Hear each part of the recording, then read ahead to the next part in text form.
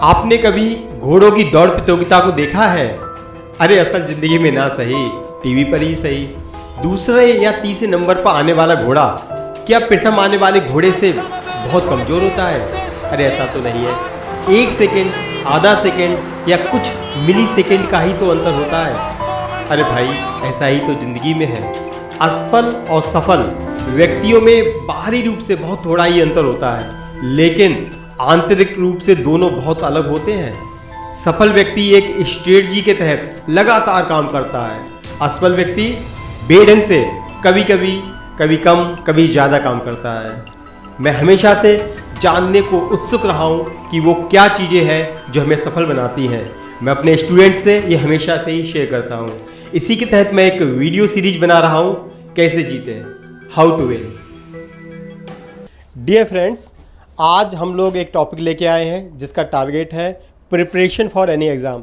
This is not about the NEET examination और IIT mains. It is about any examination that might be UPSC, that might be this PCS और any exam. तो इसमें किसी भी exam की preparation कैसे करें और इनफैक्ट अपनी लाइफ को भी कैसे मैनेज करें, यही हमारा आज का टारगेट है।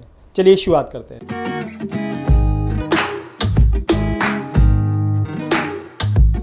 Start with a Y.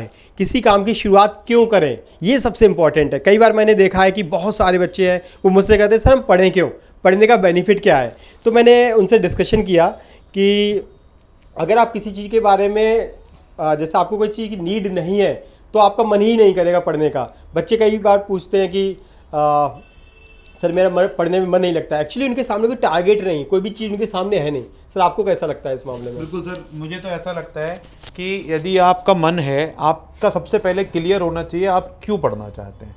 जब तक आपके जीवन में आपका क्यों क्लियर नहीं है, आपका कभी मन ही नहीं लगेगा। मान लीजिए अगर आपको कोई टास्क दिया जाता है और अगर आपसे बोला जाता है कि आप डॉक्टर बनना चाहते हैं, तो आप क्यों बनना चाहते हैं डॉक्टर? आपको लगता है कि आपको एयरफोर्स में जाना है तो क्यों जाना है, आपको फौज में जाना है तो क्यों जाना है, क्योंकि आपके मन में कहीं ना कहीं भाव होता है एक देश सेवा का। तो जब क्यों क्लियर होता है तब आप अपने काम में आगे बढ़ पाते हैं। हाँ, मैं आपकी बात से सहमत हूँ। ये बात बिल्कुल ठीक है। जब तक हमारे पास ये नहीं होगा कि कोई काम क्यों करें तो हम जा ही नहीं सकते। अगर आपको जैसे प्रोफेशन तो बहुत सारे हैं ना, आपको तो कहीं ना कहीं जॉब मिल ही जाएगी, किसी न किसी फील्ड में आपको जॉब मिल जाएगी। आप एज एक्टर जॉब कर सकते हैं, डॉक्टर बन सकते हैं, इंजीनियर बन सकते हैं। लेकिन अगर आप गलत प्रोफेशन में पहुंच गए जिससे आपका मन सेटिस्फाइड नहीं है तो आप काम तो करेंगे, लेकिन लॉन्ग टर्म में क्या होगा, हो सकता है आप उस पर दोबारा लौट के आएँ। तो नुकसान क्या है उसमें? नुकसान है वेस्टेज ऑफ द टाइम। इसलिए आप पहले ही लाइफ में स्टार्टिंग से ही एक बात डिसाइड करने की कोशिश करें कि भाई ये चीज़ मुझे पसंद है, लेकिन क्यों पसंद है। अर्न करने के तरीके बहुत सारे हो सकते हैं, लेकिन जो मेरे लिए सूटेबल है वो ज़्यादा इंपॉर्टेंट है। अब सचिन तेंदुलकर जी है, आपके क्रिकेट खेलते हैं, उन्हें पता है कि वो उनको पसंद है और उसी में उन्होंने करियर बनाया है। तो एनीवे पॉइंट केवल यही कि अगर वो कोई और काम कर रहे होते तो शायद इतना खुश ना होते। आफ्टर ऑल टारगेट पैसा ही नहीं है, टारगेट हैप्पीनेस भी है। आपने कुछ काम करना चाहा, फिर आप दूसरे काम पे गए, तो मैं अपना एक, जहाँ तक मेरे को लगता है ये एक बिल्कुल सही बात है। जैसे मान लीजिए कुछ बच्चे हैं जिनको अपना क्यों क्लियर है, तो अब वो अपने जो आगे भविष्य में करना चाहते हैं, जैसे मान लीजिए देखिए किसी बच्चे को IAS बनना है एग्जाम्पल के तौर पे, या उसे कोई सरकारी सेवा में जाना है, तो वो बहुत अपने ग्रेजुएशन के टाइम से ही तैयारी करना शुरू कर देगा। लेकिन आप कुछ बच्चों को देखिए, उनको पता नहीं होता, तब नहीं समझ आता हमें ये करना है, वो लेट तैयारी करने आते हैं, या फिर पहले किसी बिजनेस में गए जिसको, तो वो कहीं ना कहीं समय की बर्बादी होता है। और ये जीवन के साथ है, ऐसा होता है। लेकिन लोगों को इसी का मतलब यही है कि दूसरों की गलतियों से सीखना। यही हम कहना चाह रहे हैं कि दूसरों को देख के उनकी गलतियों से सीखा जाए, और जो आपका क्यों है, मतलब क्या करना चाहते हो, क्यों करना चाहते हो, उसको क्लियर करके फिर ढूंढे कैसे करना है आपको। बिल्कुल सही है कि पहले तो पता होना चाहिए क्यों करना है और उसके बाद में कैसे करना है। ये बहुत इंपॉर्टेंट है।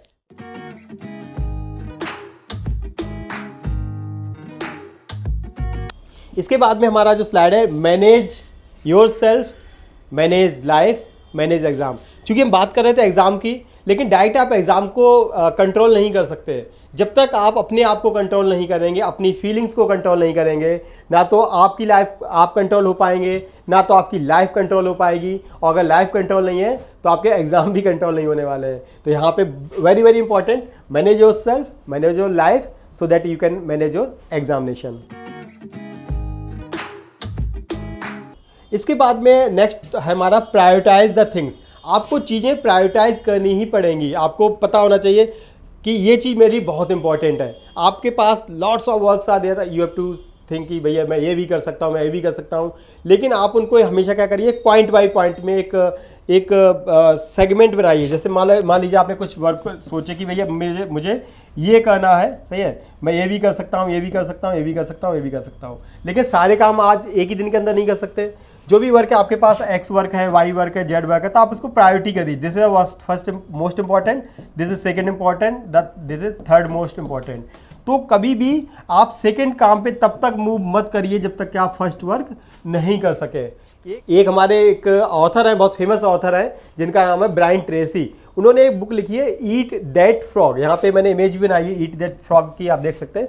उसमें भी उन्होंने इसी को बताने की कोशिश की है कि आपके सामने बहुत सारी टास्क हैं, लेकिन सबसे पहले आप उस मेन टास्क को करिए। जैसे एग्जांपल के लिए मान लेते हैं कि इमेजिन करिए, वैसे थोड़ा अजीब सा है कि इमेजिन करिए आपके सामने बहुत सारे फ्रॉग्स हैं और कुछ उनके बच्चे हैं, यानी टेडपॉल्स हैं, तो आपको उनको मालूम निकलना है। मान लीजिए आप चाइनीज आपको खाते हैं, ठीक है, आपको करना है, तो आप क्या करिए, तो जो सबसे बड़ा मेढक है, सबसे कठिन है, उसको निकलना सबसे बड़ा भी है, बदबूदार भी, काला सा जहर जो भी है, उसको सबसे पहले उसको आप सॉल्व करने की कोशिश करिए कि अगर आपने उससे कर लिया और बाकी को नहीं भी कर पाए तो भी आपको दुख नहीं होगा कि भाई हम तो सारा काम नहीं कर पाए, चलो, लेकिन आपको लास्ट में सेटिस्फेक्शन होगा कि भाई हमने जो सबसे कठिन टास्क थी कर ली। इसको हम समझते हैं कि एग्जाम्पल एक बिजनेसमैन के पॉइंट ऑफ व्यू से। इमेजिन करिए बिजनेसमैन है, शॉप पे बैठा हुआ है, सुबह सुबह उसके पास में एक ऐसा काम आया कि भैया उसको पता चला कि ये काम मैंने कर दिया, और करने के बाद में उसको 10,000 रुपये का उसमें बिजनेस में बेनिफिट हो गया।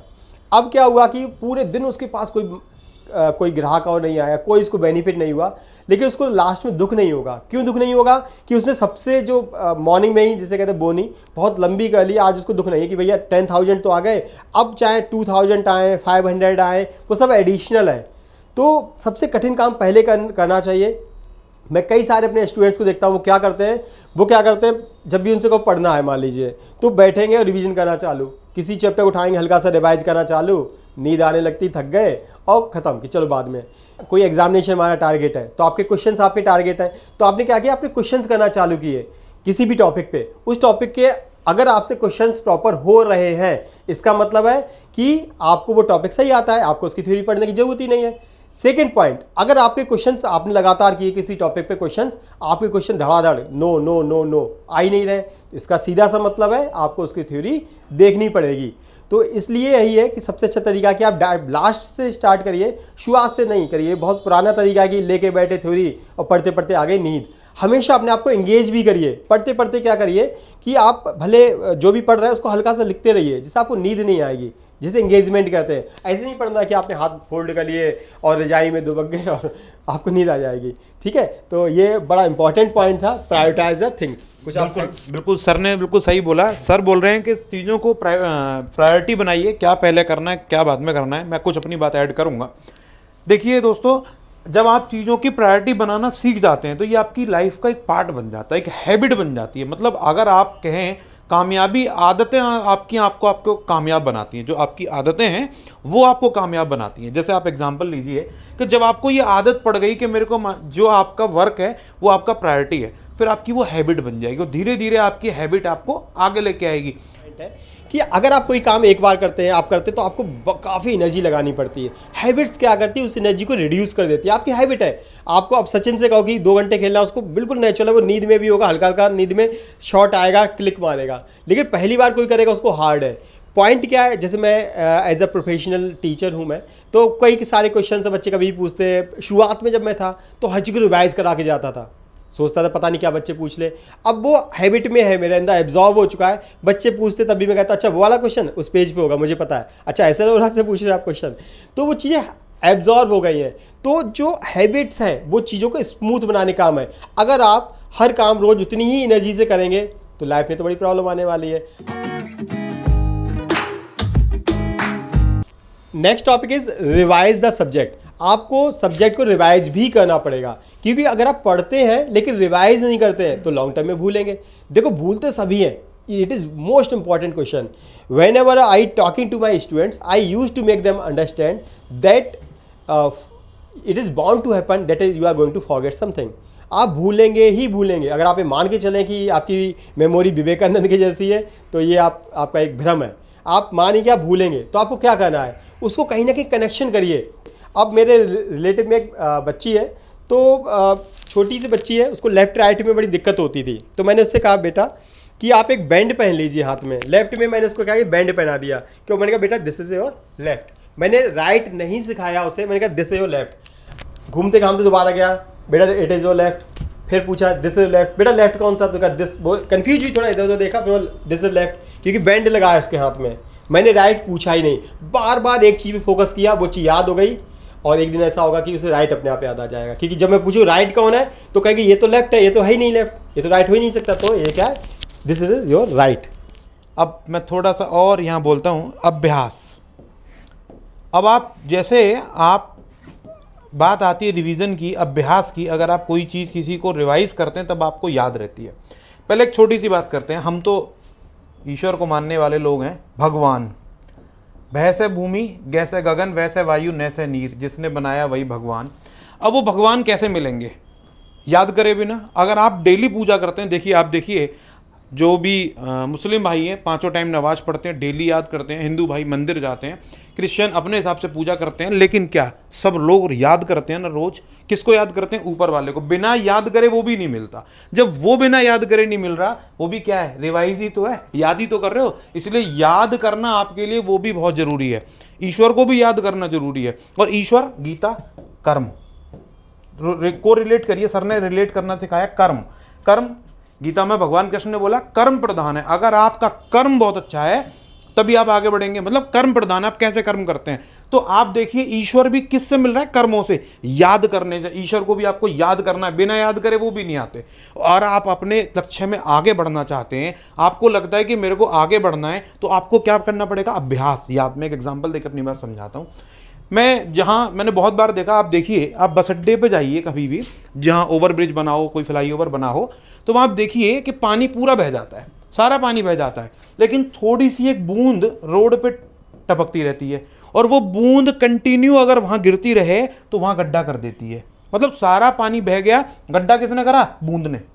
लेकिन बार बार गिरने से. तो मतलब अभ्यास से. अगर आप डेली करते चलोगे, भगवान भी मिलेंगे और आपकी जो उम्मीद है जीवन में काम करने की वो भी मिलेगी. Lure yourself. अपने आप को एक लालच होना चाहिए कि ना, कि कोई भी वजह, हर कोई भी बात होती है ना किसी वजह से होती है. बिना, जैसे आप कोई काम तो कर रहे हैं लेकिन आपके कोई टारगेट नहीं सामने, कुछ पता ही नहीं कि मुझे मिलेगा क्या. कोई भी इंसान जो काम करेगा ना तो उसके आगे एक एक लालच होना ही चाहिए. ये करूँगा तो ये होगा और ये करूँगा तो ये होगा. इनफैक्ट एक मजदूर भी जो कोई काम करता है ना तो उसके मन में लालच होता है, पूरा दिन मैं काम करूँगा और मेरे लिए ये पेमेंट मिलेगी. ये कोई एम्प्लॉई है, वो पूरे महीने काम करता है, उसे पता है कि भैया लास्ट में मुझे ये मिलने वाला है. तो ऐसे ही आप भी अगर कोई पढ़ाई करते हैं, कुछ भी करते हैं, तो आपको कहीं ना कहीं आपके मन में एक लालच होना चाहिए. ये चीज़ क्लियर होनी चाहिए कि ये चीज़ मुझे मिलेगी इसके बाद में. और उससे आप क्या करेंगे? ज़्यादा से ज़्यादा अपने आप को प्रोत्साहित कर पाएंगे. ये कुछ कहानी ऐसे इमेजिन करिए, एक गधा है और गधे के सामने कुछ कैरेट्स लगी हैं, ठीक है, और वो क्या कर रहे हैं अब उसके लिए, और गधे को यही लग रहा है कि कैरेट मुझे कभी ना कभी मिलेंगी. ठीक है, देखो यहाँ पे देखिए, ठीक है, उसको लग रहा है कि ये आगे मिलेंगी. अब वो उनको खाने के लिए आगे बढ़ रहा है, फिर कैरेट फिर आगे चली जाती हैं, फिर आगे चली जाती हैं, और वो उसके हिसाब से मूव करता रहेगा. खैर ये तो एक इलस्ट्रेशन है, लेकिन आफ्टर ऑल बात यही है कि अगर आप कोई चीज़ सामने आपके है तभी आप उसकी तरफ बढ़ेंगे. अगर कोई चीज़ आपके सामने धुंधली है, आपको पता ही नहीं है कि आप क्यों कर रहे हैं, तो आप आगे नहीं बढ़ सकते.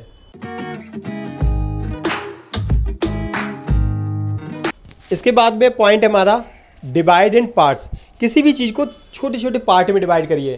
किसी भी चीज़ को आप एक साथ नहीं कर सकते. कोई सब्जेक्ट है, मान लीजिए आप नीट की प्रिपरेशन करना चाहते हैं, IIT मेंस एडवांस किसी करना चाहते हैं, तो क्या आपको लगता है कि आप तीनों सब्जेक्ट एक बार में कर सकते हैं? क्या फिजिक्स के 30 चैप्टर्स आप एक बार में कर सकते हैं, 12th और 11th के? तो आप उसको 11th में डिवाइड करिए कि ये 11th है, ये 12th है, ठीक है. 11th के बाद में ये चैप्टर हमारा वर्क एनर्जी पावर है, ये रोटेशन मोशन है. रोटेशन मोशन में क्या क्या टॉपिक्स हैं? सही, आपका सेंटर ऑफ मास है. आप चीज़ों को डिवाइड करिए, एक बार में एक चीज़ देखिए, आपको कभी प्रॉब्लम नहीं है. प्रॉब्लम तभी है जब चीज़ें बहुत सारी एक साथ आती हैं. तो किसी भी चीज़ को करने का सबसे अच्छा तरीका है डिवाइड इन पार्ट्स, छोटे छोटे पार्ट में करिए, हमेशा ही आपको बेनिफिट मिलेगा।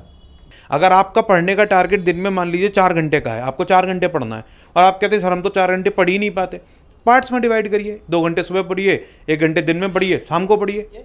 इसको ऐसे भी कर सकते हैं जैसे आपने कुछ क्वेश्चंस लेके बैठे कि मुझे 30 क्वेश्चन पर डे करने हैं, ठीक है, 30 क्वेश्चन एक साथ तो नहीं सकते, आपने मान लो 8 क्वेश्चन, आपने सोचा 10 क्वेश्चन मॉर्निंग, 10 आफ्टरनून और 10 इवनिंग में, 10 के पार्ट में डिवाइड किए। अब आपने 6 क्वेश्चन किए, आपका मन किया मैं बाहर चला जाऊँ, अब आपको अपने आप को रोकना है कि 6 कर लिए, मैं 4 करते ही 10 तो बनेंगे ना मेरे, तो कुछ ना कुछ कंट्रोलिंग भी आपको लानी है, नहीं तो ऐसे तो होने ही वाला नहीं है। आप हर क्वेश्चन पे आपका मन करेगा बाहर जाना है। डिवाइड किया है तो 10 में डिवाइड किया ना, 30 नहीं करना, 10 करना है तो 10 तो करिए, तो पार्ट में डिवाइड करिए और कोशिश करिए आप लोग को वहाँ तक पहुँचने की जो आपने खुद ही सोचा है कि ये मुझे करना है, उसको तो करना ही, दूसरा नहीं करने वाला। आपने खुद डिसाइड किया ना, जब डिसाइड कर लिया तो पीछे हटने का कोई मतलब नहीं है। It is very important. Track का मीनिंग है आपको अपना चेक करना पड़ेगा आपने कितना किया। कई सारे मेरे स्टूडेंट्स हैं तो मैंने कई बार उनसे बोला कि बेटा आप एक क्वेश्चन करिएगा, तो उन्होंने कहा ठीक है सर करते हैं, कर लेंगे। मैंने अगले दिन पूछा किए, बोले हाँ किए थे। मैंने कब, बोले कि सब भेजते हैं। मैंने कहा चलो भेजना, फिर बात आई गई होगी, फिर क्लास अगली आई, मैंने पूछा भेजे नहीं, तो अपने बोले हाँ सर भेज देंगे।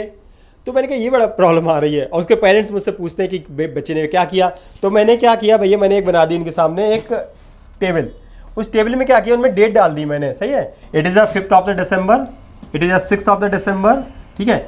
कितने बच्चे ने क्वेश्चन किए, 10 किए, वेरी गुड। अगले दिन कितने किए, 20 किए, वेरी गुड। अगले दिन क्या किए, 5 किए, ठीक है। अब यहाँ पे बात क्या है, देखिए जब उसने 10 से 20 किए तो उसको क्या लगेगा, प्राउड फील होगा, यार आई एम प्रोग्रेसिंग, मैं आगे बढ़ रहा हूँ। लेकिन जब उसने, तो यहाँ पे भी बेनिफिट है, प्रोग्रेस करोगे तो आपको माइंड में डोपामाइन आपका एक केमिकल है जो रिलीज होगा, आपको आगे बढ़ने को प्रोत्साहित करेगा। लेकिन आपने 20 के बाद 5 किए तो ये आपको प्रेशर देगा, हल्का देगा, अरे यार आज उतना अच्छा नहीं रहा जितना कल था।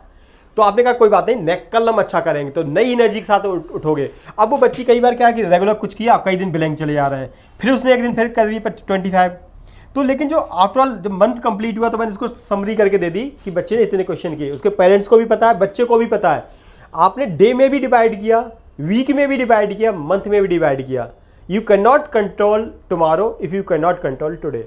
आज आपको कंट्रोल करना ही पड़ेगा, और आज करना पड़ेगा। आज को भी अभी में कन्वर्ट करिए, मैं इतना पोर्शन अभी कर रहा हूँ, इतना इस समय, इतना इस समय। हमेशा आपके पास एक लिस्ट होनी चाहिए जिससे कि आप अपने आप को चेक कर सकें। एक्चुअली एक इंपॉर्टेंट पॉइंट है, कई बच्चे मुझसे पूछे लिस्ट क्यों, ये हमेशा मेरे पास कोई ना कोई लिस्ट हमेशा रहती है। क्यों? एक्चुअली जब इमेजिन करिए आपके पास कोई लिस्ट नहीं है, बहुत सारे काम आपको करने हैं, तो प्रॉब्लम क्या होती है, आपको ये सोचना पड़ता है मुझे कौन सा काम करना चाहिए। बहुत सारा समय हम इस बात में खर्च करते हैं कि मुझे क्या करना चाहिए, विद रिस्पेक्ट टू कर रहे होते हैं। करने में कम समय लगता है, सोचने में थोड़ा ज़्यादा लगता है। अगर आपने एक लिस्ट बना दी कि ये these are the important works, अब ठीक है, अब वो लिस्ट आपकी जेब में है। जब भी आपके पास टाइम हुआ मुझे कुछ करना चाहिए, तो आपने लिस्ट उठाई और प्रायोरिटी इस पर लिखी कि this is the most important work 1 and this is 2।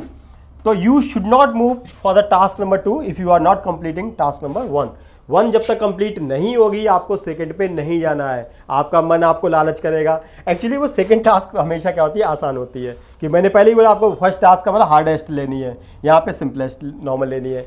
तो आपको अपने को ट्रैक करना पड़ेगा। ट्रैक के बिना काम कुछ भी होता ही नहीं है। आप ये मत समझिए कुछ भी, इंग्लिश में सेंटेंस कहते हैं नथिंग हैपन्स बाई चांस। दुनिया में कुछ भी अपने आप नहीं होता है। You have to make a plan and you have to track yourself that how much stick you are to that plan. स्वयं का मूल्यांकन, ट्रैक योर सेल्फ, खुद को जज करते रहिए। खुद को जज करने से क्या होता है, आपका खुद का मनोबल बढ़ता है।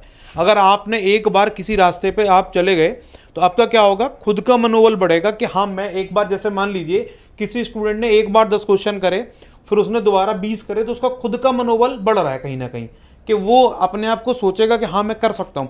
आप देखिए सर का तो खैर बहुत लंबा एक्सपीरियंस है टीचिंग का, कि जो बच्चा नहीं कर पा रहा और उससे 4 क्वेश्चन हो गए, उसका खुद ही मन लगेगा। तो खुद का मूल्यांकन करना बहुत ज़रूरी है कि हम कहाँ हैं, हम कितना और आगे जा रहे हैं, क्योंकि मूल्यांकन ही एकमात्र ऐसा सहारा है जो आपको अपने ही रिकॉर्ड्स तोड़ने में मदद करेगा। आप खुद के रिकॉर्ड्स तोड़ेंगे और आगे बढ़ेंगे।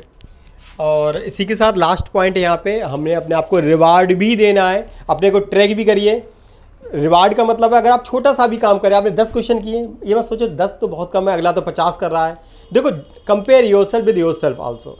कल मैंने ऐसा किया, आज मैं पहले से इम्प्रूवमेंट है, बिलीव इन इम्प्रूवमेंट, थोड़ा सा भी ना बहुत अच्छा है। आप मार्केट में बाहर जाइए, गोलगप्पे खाइए, पानीपुरी खाइए, सही है, बतासे खाइए, पटाखे खाइए, एनीवे सारे नाम एक ही हैं, ठीक है। आपको कुछ भी चीज़ है अपने को रिवार्ड देना, एक छोटी सी टॉफ़ी भी खानी, मेलोडी, मतलब मैंने एक क्वेश्चन का लिए बाहर गया और मैंने एक टॉफ़ी निकाली, उसको खाइए, सही है। अपने आप को कोई भी चीज़ है एक नेक्स्ट पॉइंट के रूप में आप रख दीजिए कि भैया ये मैं काम करूँगा तो मैं हल्का सा ये मैं खाना खाने जाऊँगा, या मैं मार्केट में घूमने जाऊँगा, अपने फ्रेंड से बात करूँगा, चलो 10 मिनट तो फेसबुक चला लूँगा, लेकिन कहीं ना कहीं एक अगला पॉइंट बना दीजिए कि ये बेनिफिट करेगा।